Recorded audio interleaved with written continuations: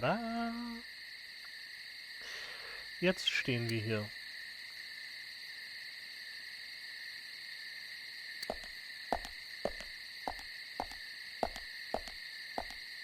Was ist das da? Da hinten ist eine Karte. Die Karte ist außerhalb, wenn ich das richtig sehe. Nein, die Karte ist in dem Bereich. Aber wie kommt man da rein?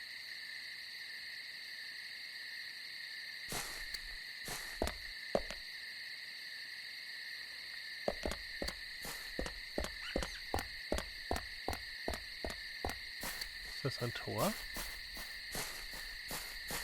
Nein.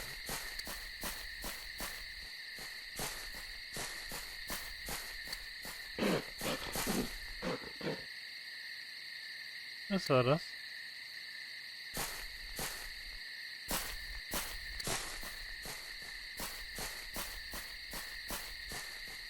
Okay, ich kann die Karte und irgendwas anderes durch die Wände hindurch. Erst das, was ich dann noch durchsehen kann, sind diese Marker von den Autos.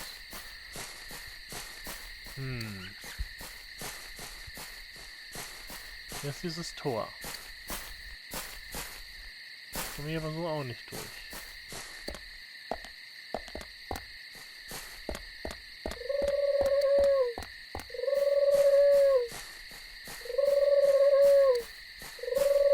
Was ist das?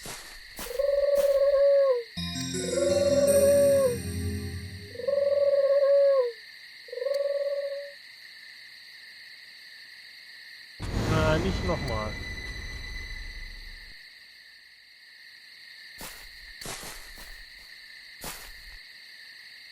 Wenn ich jetzt gehe und öffne, ist das aber kein... Nee, dann muss ich es trotzdem nochmal machen. Okay. Wäre also im Grunde genommen einfach eine Wiederholung.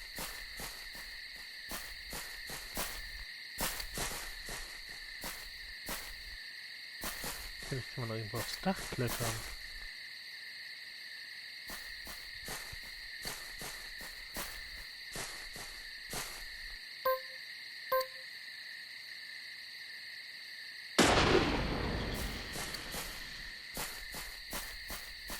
Wir laufen noch einmal drum rum. Ich weiß, wir müssten eigentlich langsam mal schlafen und essen gehen und...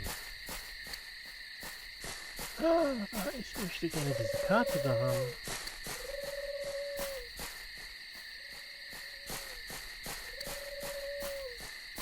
Ich würde mich schon drüber freuen, diese Karte da zu haben. Ah! Oh, eine Medaillon.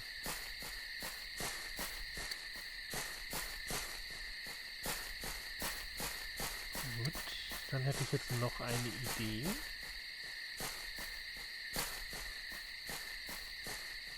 Zumindest zum Teil, wie ich zu der Karte hinkommen könnte.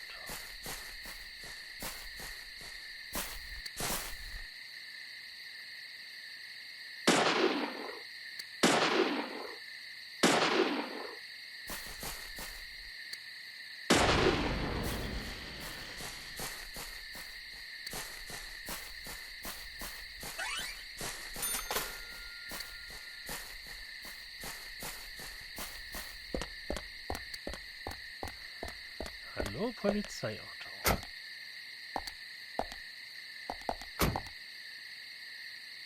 Polizeiauto macht Bekanntschaft mit Holztor. Das hätte ich aber gerne in der anderen Kameraeinstellung machen.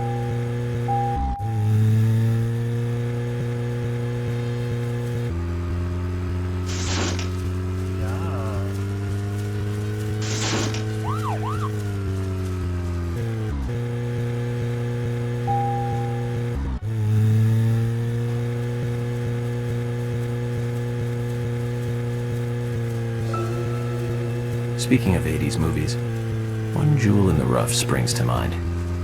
Deadly Spawn. Do you remember that one, Zach? Back in '83, directed by Douglas McCown. Right, it was filmed pretty cheap, but still it was pretty good. The monster design with the mouth crammed full of teeth, I loved it. So many delicious B-movie cliches. Did you know that they made a sequel? But I never got to see the sequel. The rental store didn't have it for some reason. They said the staff for the sequel was totally different from the original. Wonder how the sequel turned out. You know, the monster in that one responded to sound. Wait, Zach. Sounds a lot like the movie Tremors. I think that one was back in '89, directed by Ron Underwood. Now that was a great role for Kevin Bacon. Masterpiece. Zach, that one had sequels like crazy. I remember there was a fourth one. I've only seen the first one, though.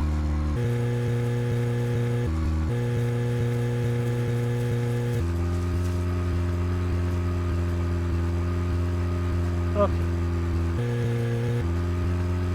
Wo ist das See?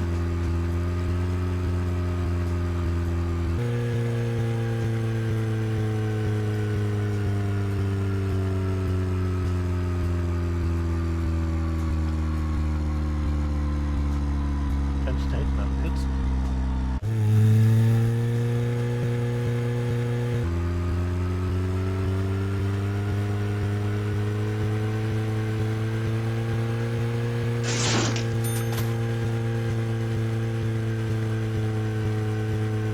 Da kann man auch mal rein. Da ist jemand zum Schlafen.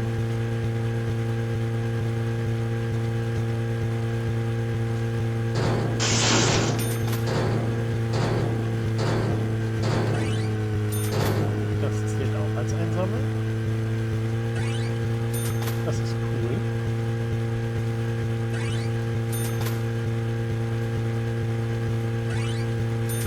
Das Rad ist aber auch nicht schneller. Das ist recht lebendig.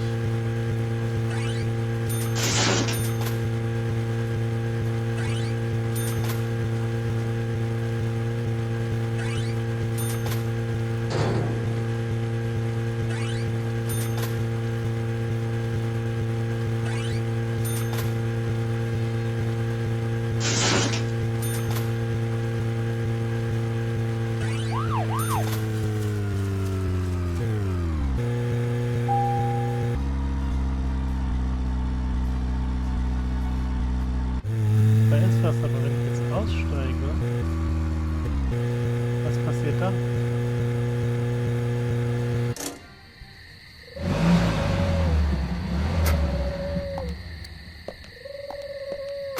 Zach, is there something here that you want to check out? We need to be at the community center by 1500 today.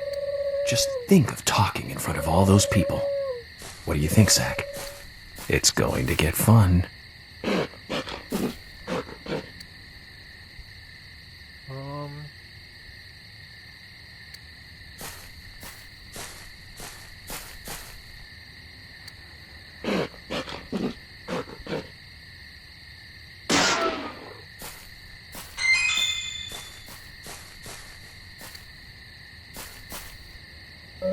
Ein menschlicher Schädel. Okay. A human bone?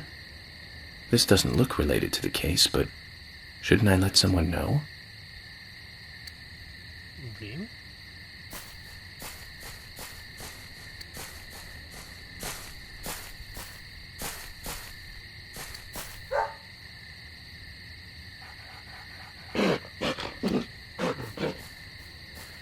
Okay, Hundi.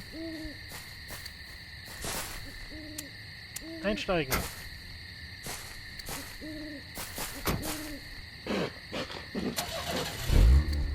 Lichter an. Und weiter geht die wilde Fahrt.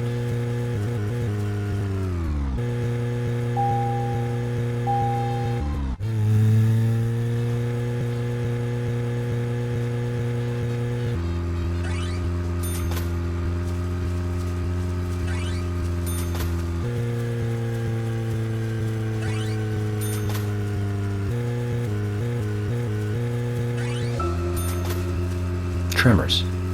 I think Fred Ward was in it.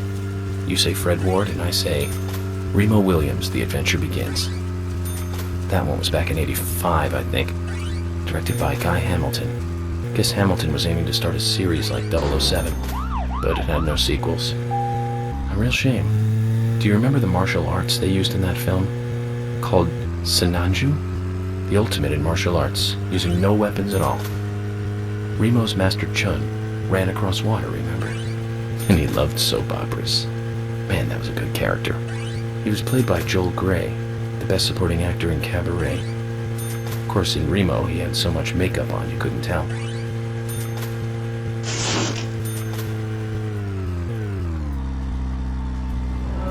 Wir sollten mal auf die Karte gucken. Wie ging das nochmal mit dem Rumschalten? Was ist das? Great Deer Hotel Haus. Wir sind von der Lumbermill da lang. Jetzt kommen wir hier auf die Straße. Das heißt, wir fahren die nächste links, rechts, an der großen Kreuzung links und dann wieder rechts, links. Ja, hat irgendjemand verstanden, was ich gesagt habe? Nein? Okay. Hier erstmal lang. Da sind die Zugschienen. Dann gleich links über die Schienen.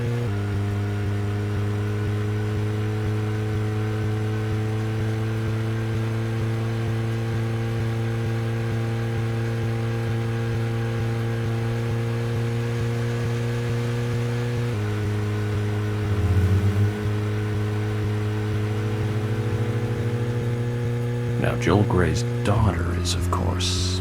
That's right, Jennifer Grey. You knew that, right, Zach? Jennifer Grey. She's in one of my most favorite movies, Ferris Bueller's Day Off, 1986, directed by John Hughes. Huh, that one was so 80s. Zach, you're not the most cheerful guy I know. But you really do like those cheerful movies. We used to love those teenage movies back then, didn't we? Breakfast Club and Pretty in Pink, St. Elmo's Fire, and Fast Times at Ridgemont High. That last one was in 1982, directed by Amy Heckerling. Now that was an impressive film. You've got Sean Penn in the lead, with Jennifer Jason Leigh and Phoebe Cates, not to mention Nicolas Cage and Forrest Whitaker were in it too. And the original book and the script were written by Cameron Crowe. How could that not be a great film? Do you remember, Zach? When that movie ended, the last words, the end, was from an arcade game. That's right, it was from Missile Command. That stuck in my head for a while. The memories. I feel like I have a lot of movies to catch up on. Let's just hope we can get to the end of this case soon. Then maybe we can catch up on a few. Give some thought about what movie you want to see next, Zach. Rechts lang. Du hast einige Movies gerade genannt, die ich nicht mal kenne, aber ein paar davon kann ich.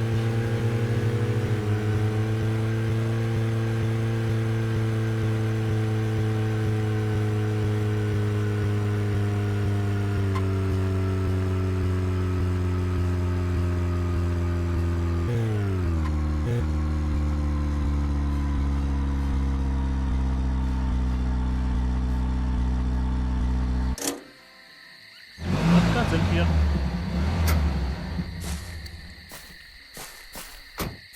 Es war ein langer, harter Ermittlungstag mit vielen Zombies und Rumgeballere.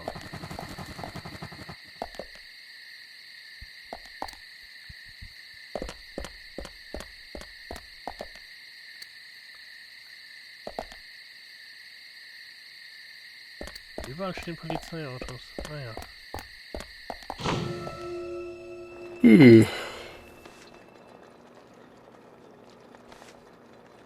Gönnen wir uns.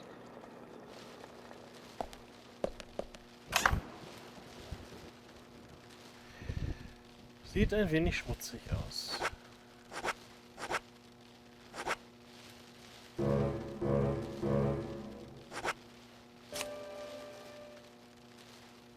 Leider wechseln. Ja.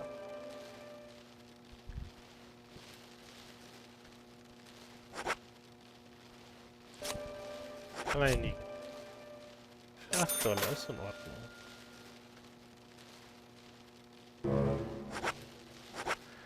Er wird 24 Stunden dauern, ihn zu reinigen. Oh mein Gott, das dauert aber lange. Gefällt mir nicht. Aber das mit der grünen Krawatte gefällt mir sehr gut. Sehr hübsch.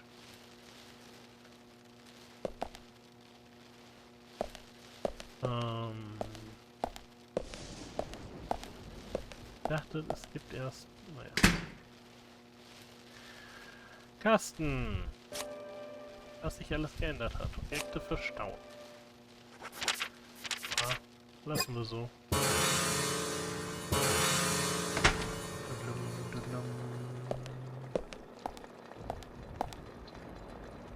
Klingt, als ob es draußen regnet.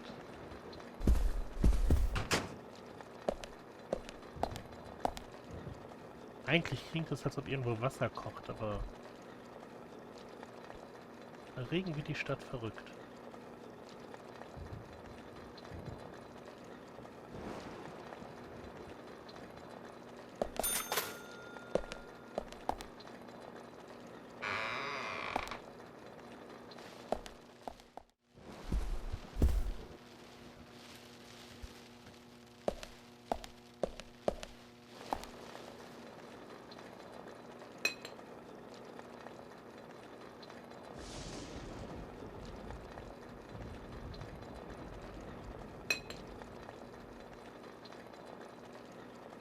Wir haben kein Feuerzeug. There's always trouble heading my way in this job. But I'm always up for a little excitement, too.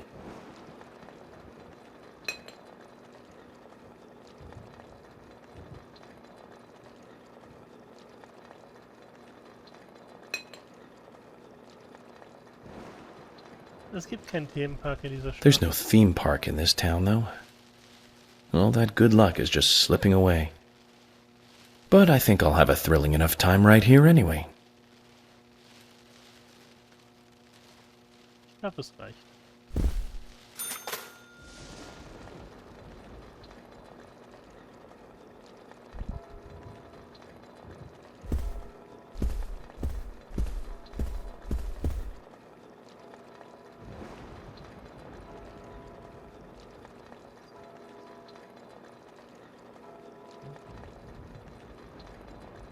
Uhr.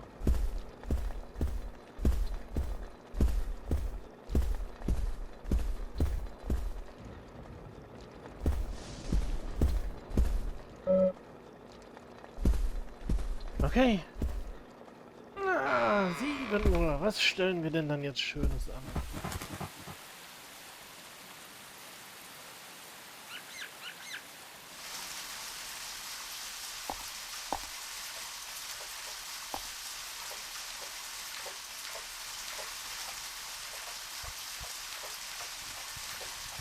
Ich brauche ein Auto.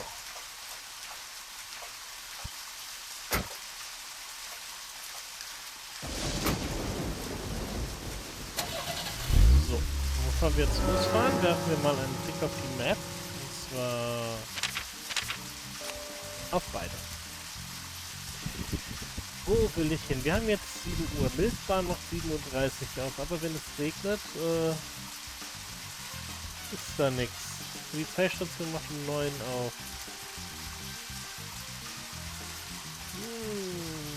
Hier gibt es nicht viel, was ich anstellen kann, weil ich zu früh bin.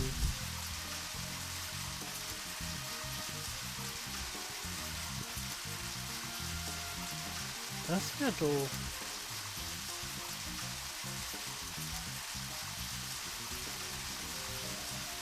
Hier ist ein Nick. Und hier ist eine Karte und hier ist auch eine Karte. Warum fahren wir nicht einfach? Nein.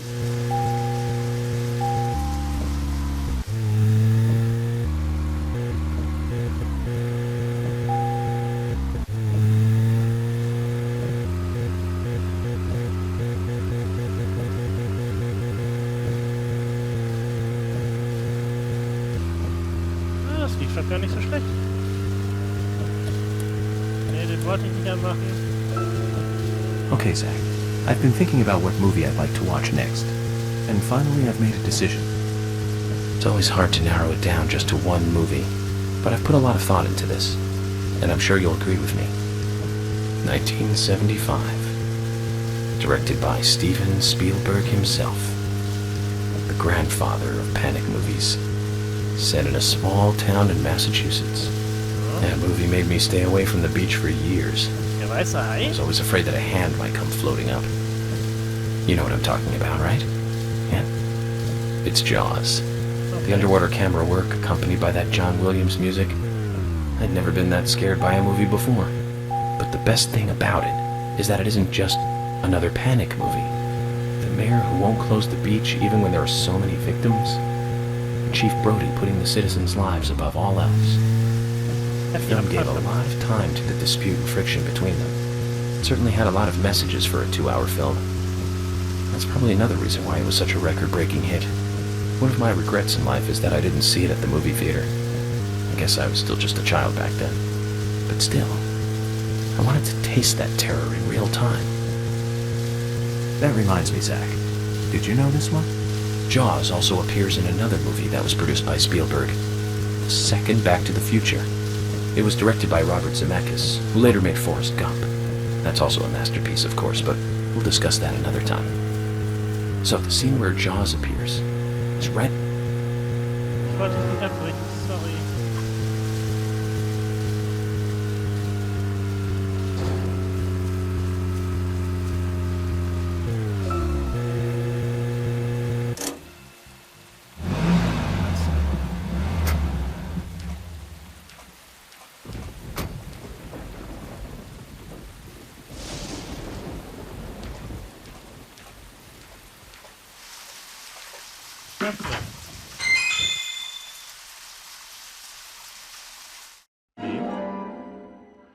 Klar, die hatten Maschinenpistolenmunition im Briefkasten.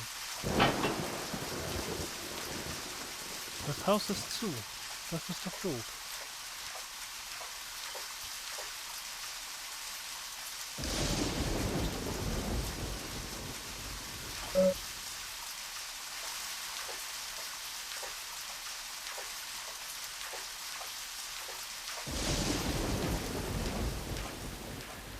Die Hütte des Mordabpass und wir können nichts anstellen.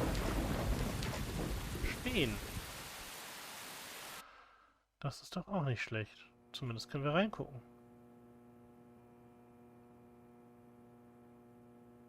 Sehr sauber und aufgeräumt.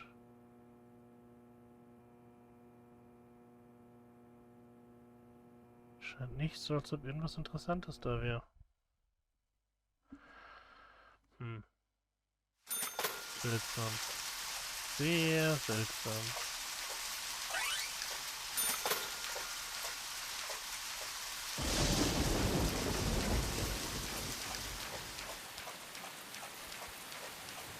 Spannend.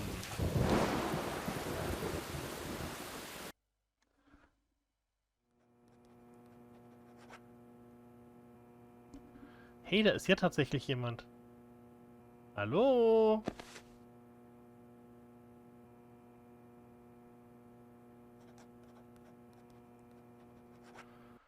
Du bist voll uninteressant.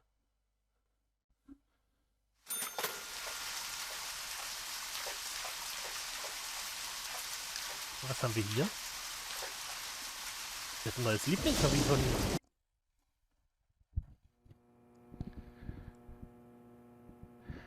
Oh, ein Künstler.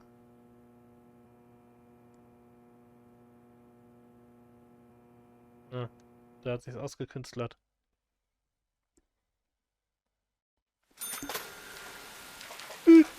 Verzeihung. Okay, spannend.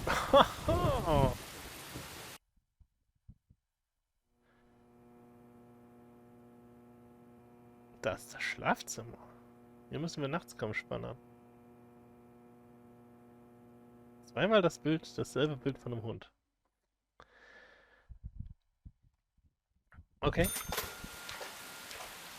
Und hier haben wir nochmal was zum Spähen.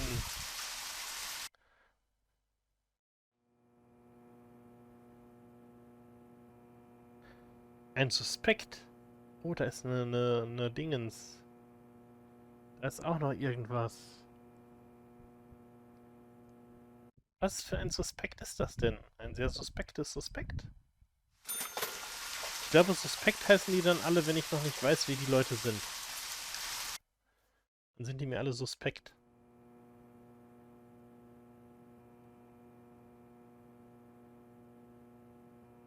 Eine Dame.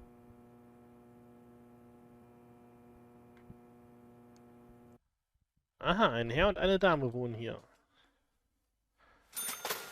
krieg grad andauernd irgendwie so Bilder von Essen, ey.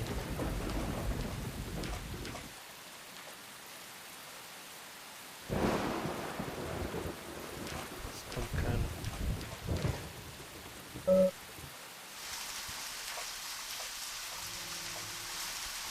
Dann speichern wir auch ein Polizeirevier und machen erstmal Schluss. Wir sehen uns dann beim nächsten Mal wieder.